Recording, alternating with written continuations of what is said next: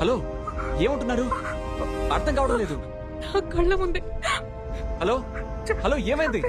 కొంచెం గట్టిగా మాట్లాడండి, సరిగా వినపడడం లేదు. హలో, ఏమైందండి? హలో మేడం, మేడం వినిపిస్తుందా? హలో మేడం, ఏదైనా మాట్లాడండి. హలో మేడం, ఏంటి, ఏమైంది? నా కళ్ళ ముందే ఒకడిని చంపేశాడు. ఇప్పుడు నన్ను చంపేస్తా.